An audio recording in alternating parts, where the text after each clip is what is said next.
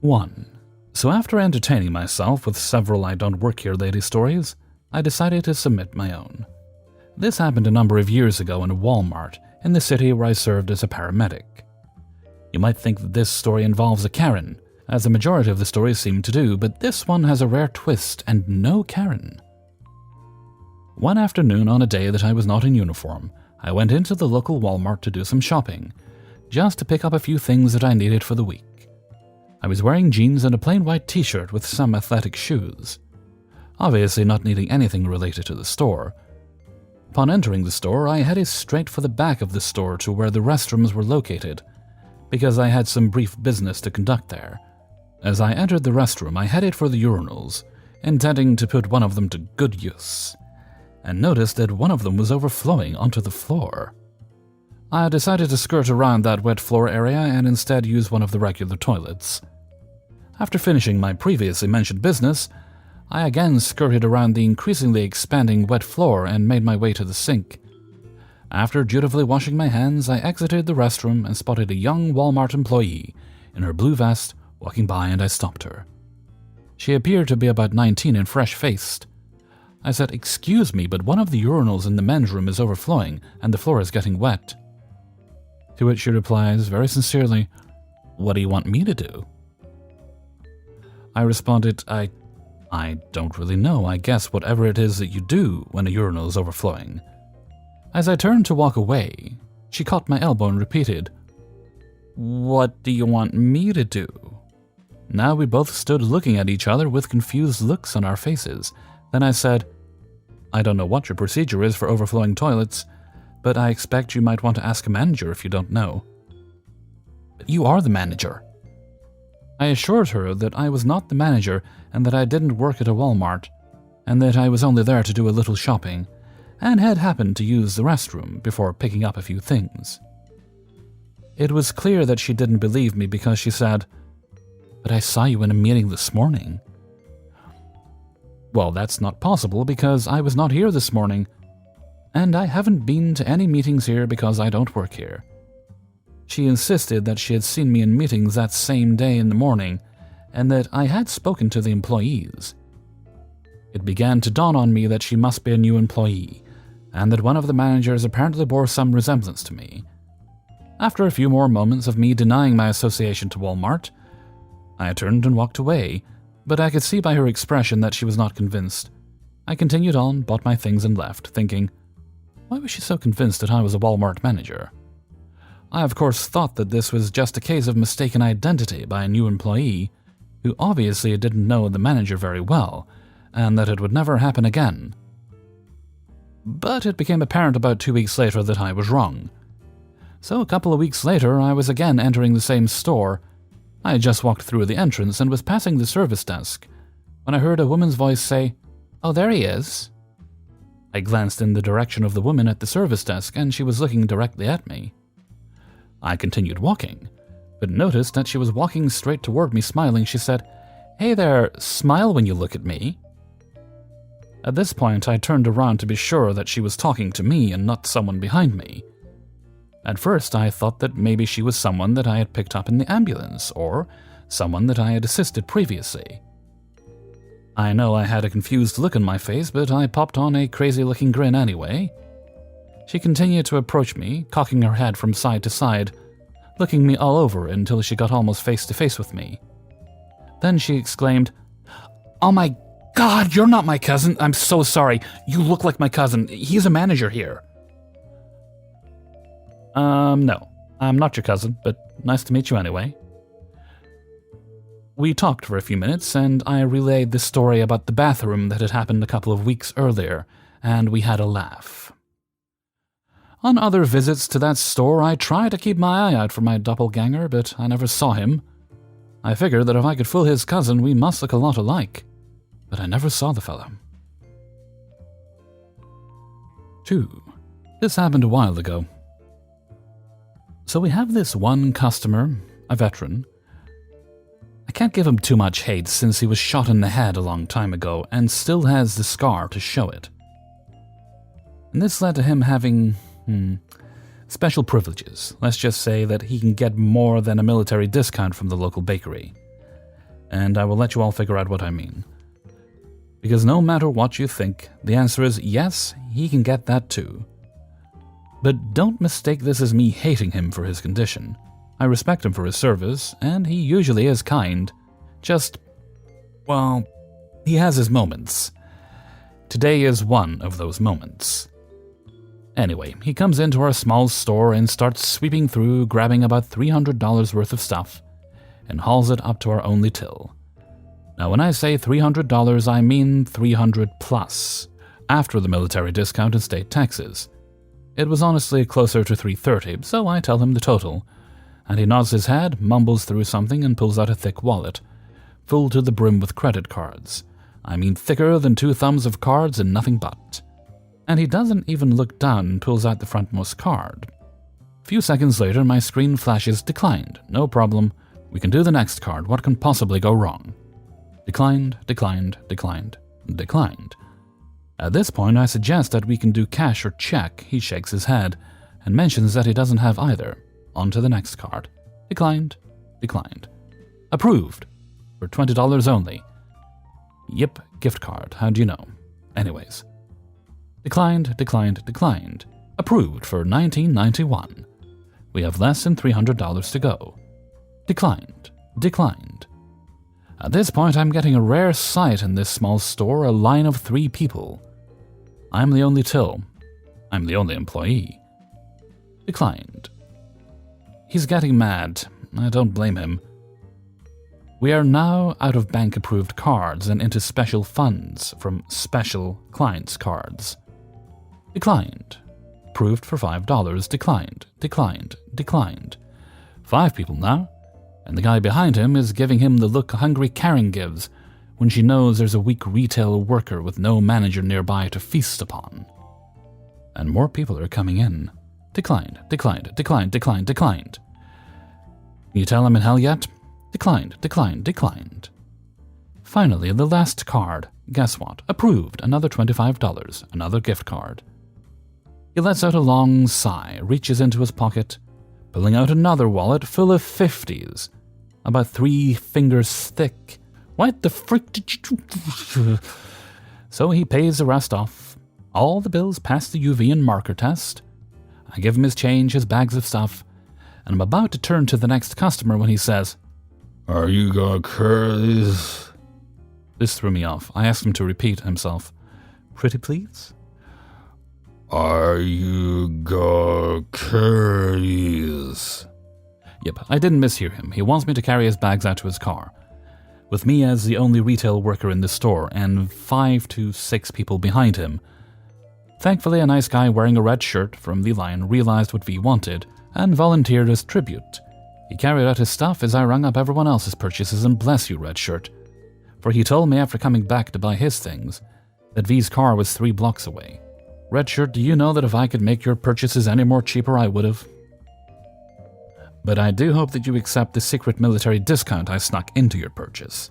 Now I want to re-elaborate, I do not hate V for who he is. I just want to vent out about this matter.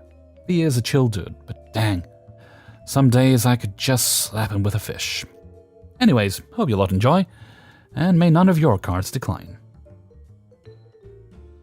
3.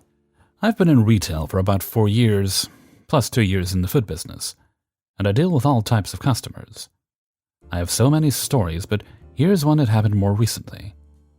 But before I vent into it, here is some background information. I'm a very friendly, extroverted person, so I thought working in customer service would be perfect for me. Boy, was I ever so wrong. I forgot that I sometimes get an attitude when people are Karens.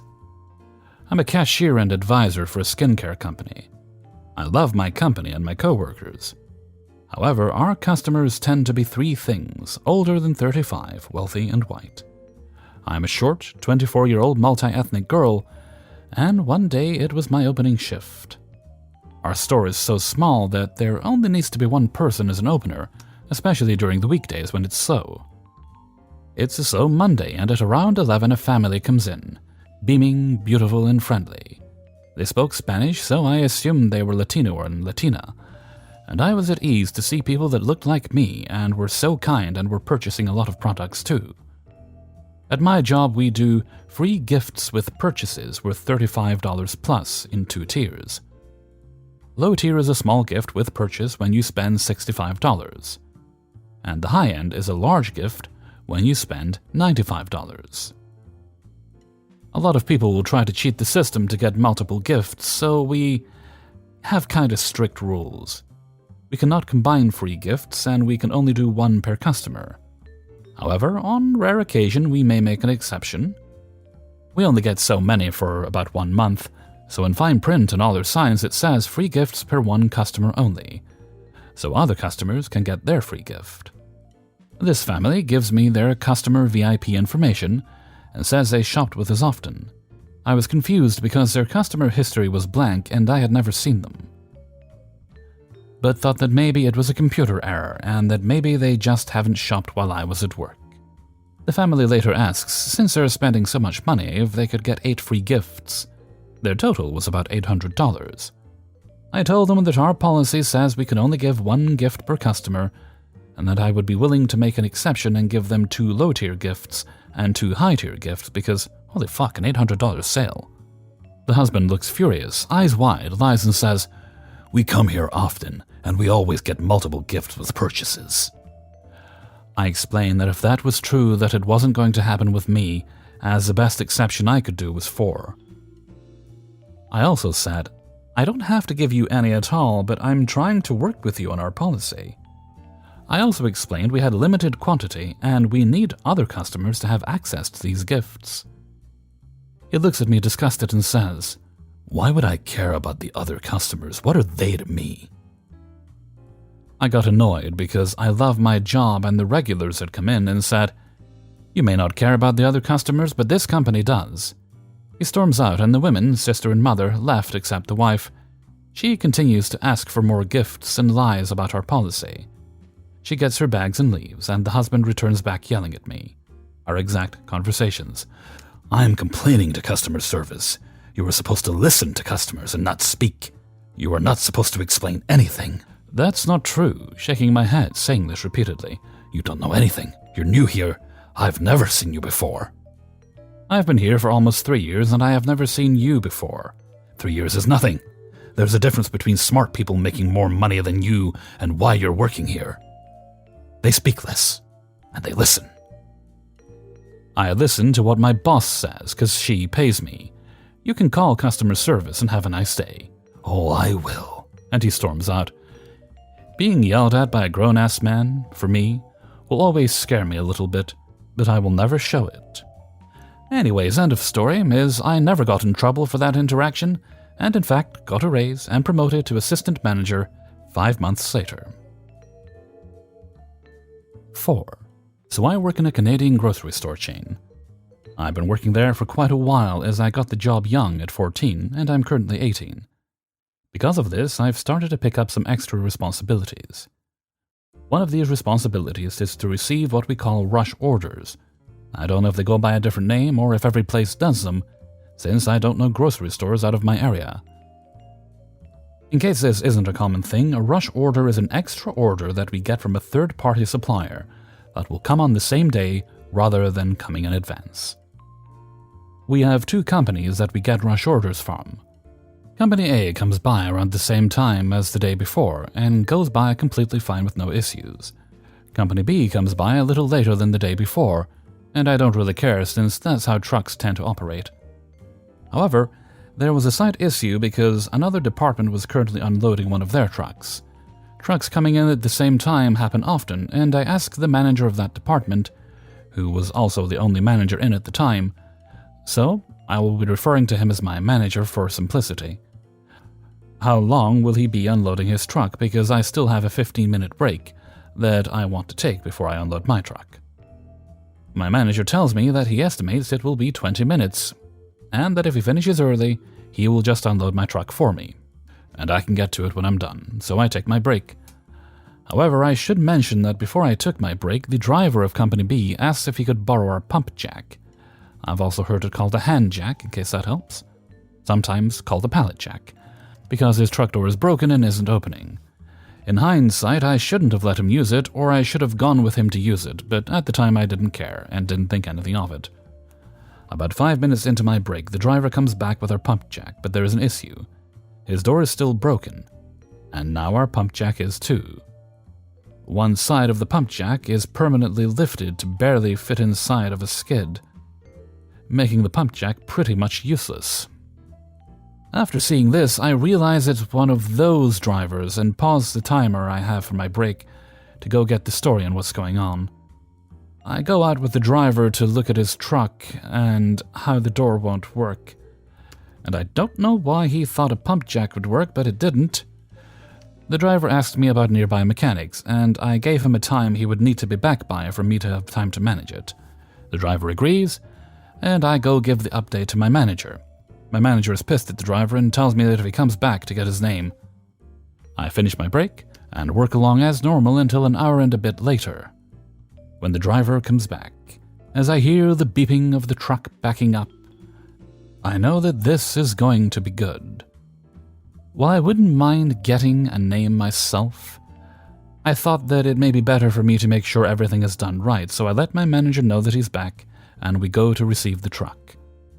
My manager starts questioning the driver and is trying to get him to write down his name and company, which the driver is playing dumb about, being our jack, until my manager says to write it down or he will call their company's dispatch, and that he's only asking since it makes both of their lives easier, and the driver writes it down. So we start prepping to receive, and luckily, for some random reason, the driver has a pump jack in his truck, and since my manager has his own job to do, he leaves me to do the unloading. Of course, our single skid of supplies was at the back of the truck, blocked by several other skids. Normally, I would be annoyed by this point, but I'm not in any rush to get things done, and this is really funny to watch. So I'm actually kind of glad that I get to see more. Cue a montage of me trying to unload the truck and the driver constantly getting in the way and wasting time. Multiple times I would explain that I have to do things a little differently than he wants, and he would give me a look like I didn't know what I was doing. He would try and do it himself and proceed to try it, only to realize that I was right. Even with my little experience and slight struggle with the driving jack, I probably could have unloaded that truck in half the time. But if he wants to treat me like I don't know what I'm doing, then I'll absolutely take the free show and watch the truck unloading equivalent of fitting a square peg into a round hole. After a decently long process, I'm finally able to get the truck properly unloaded. I start cleaning up the area and go through my mental checklist of everything I need to do before the driver leaves. As I'm doing this, the driver gets back in his truck and is about to leave. I realize that I never signed or got a store copy of the invoice for our order. I turn to my manager just beside me and ask, "Did you sign the invoice?" He had not. This means that the proof of purchase did not exist, meaning we could just say, "We didn't receive our order," and they would have no way of forcing our company to pay. I highly doubt we would do this, though, since it would cause more work on our end, and burn a bridge that we don't need to burn. But the idea of a driver realizing he forgot what is one of the most important parts of his job makes me laugh inside. And I do hope that whoever calls him about our jack gives him a little scare about it. But once again, I don't think that will come about. The final icing on top, however, is that my manager is annoyed at the attitude he showed. So before the driver left, he fully closed the back door of the truck. Hope that driver liked his trip to the mechanic to open his door because he will likely need another one. After the driver left, it was pretty uneventful. I made a custom invoice so we could have a record of what came in. I worked through the rush order and made sure to let in my coworkers on the funny story, including a less summarized version of my direct manager to keep him in the know. 5.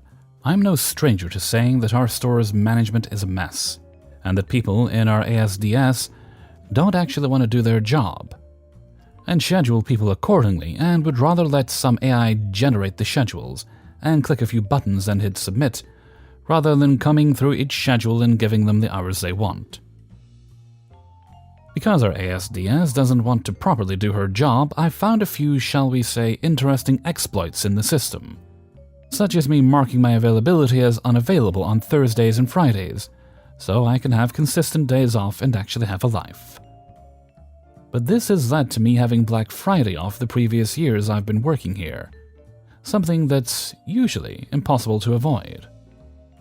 And also, by changing the hours in which I'm available, it allows me to actually be awake and ready for the day, than bullshit 6 AM shifts.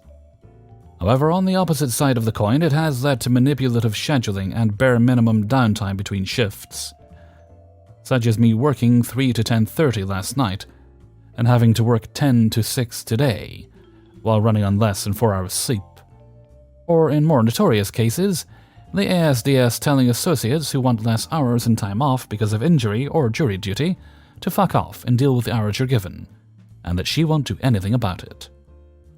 Not to mention, in the springtime, we change our hours when we're open from 6 AM to 9 PM to 6 AM to 10 PM, which is all well and good, but when it comes to fall, we don't change our hours back to 9 PM until early to mid-November, even though there is literally no reason why we need to wait that long, because I can tell you, the only people who come into a Home Depot at 10 PM are crackheads and shoplifters, and I wish I was joking in that regard. The point of all this preamble is I'm intentionally cutting my hours back for a couple reasons. A, I want to go home earlier and actually get to bed at a reasonable time, since there is literally next to no one in the store by 9 PM, only the aforementioned crackheads and shoplifters. B, safety reasons. When it's 10 to 10:30 at night, I don't really feel comfortable riding a bike home at that time. Doubly so if we just busted a shoplifter. I don't know if they have a chip on their shoulder and just want to follow me home. Sure, I can take a cab, but I don't want to have to wait till 11 to 11:30 if they either forgot or are running late because of prior runs. Also, part of the reason I swapped to taking an e-bike instead of a cab. C, I want to see if the ASDS will do their job or just let the schedule change go through. Simply put, I'm exploiting the system. If you're not going to do anything, I will, and I'll just give myself the hours I want to work without having to go through bureaucratic bullshit, when it's as easy as clicking a few buttons and changing a few times. I will shamelessly say I'm exploiting the system, and I have a reason to do so. Multiple, actually. Plus, I'm also technically following the rules. You told me when I was hired I can set my availability, and if anything changes, to go here and change it. Well, that's what I'm doing, making it so I don't have to go through the channels or over any heads. Literal definition of malicious compliance. I don't believe rules are meant to be broken, but I do believe if there's a problem, it should be exploited to force a change.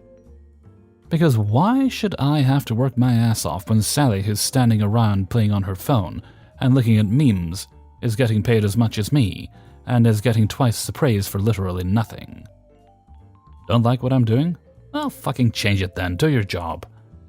If not, I'll just ride it out here with a smile on my face, knowing you won't do anything about it. Hey everybody, Hellfreezer here, and thank you very much for listening to Adventures in Fast Food and Retail, episode 162. And thank you very much to everybody who allowed me to use their stories in this video. Before you go, if you could please boop the like button and share the video with friends and family members. Right, now before we get to the question of the day, we have a little birthday shout-out to do. And today's birthday shout-out goes to Zach. Their birthday is actually tomorrow, but they wanted it done today. Because they have, they're 27, and they're going to be doing a 27-hour live stream from the 11th at 10 PM my time to 1 AM on the 13th. That's apparently a coincidence, as they have a 3-hour D&D session at 10 PM on the 12th. Okay, and you can find that live stream on their Twitch channel, which is the name Irrational Sloth. Just search Irrational Sloth, all one word, and you'll find them. Okay, now let me sing Happy Birthday, and then we'll get to Hellfreezer's question of the day. Happy birthday to you. Happy birthday to you. Happy birthday, dear Zach. Happy birthday to you. Okay, let's see. Today's question of today. Ice cream. How do you like to eat it? Do you like to have it in a bowl, in a cone, on a wafer? Or are you a rebel like me and you like to eat it from the tub? I like the tub because I like to get the 500ml one, because if I'm watching a TV show or a movie, that's like the perfect size for me. That and a spoon, and I'm happy. That's me for a little while, while nibbling away while watching something good. And I've actually got a couple of tubs in the freezer, one of which might get eaten very soon, because I didn't have my weekend treat this week. A very bad hell freezer. Not eating the ice cream. Shame. Shame, shame, shame. But let me know what you think. I look forward to reading your answers in a comment below. And with that, I'm going to head off for now. So until next time, thank you very much for listening, and take very good care of yourselves.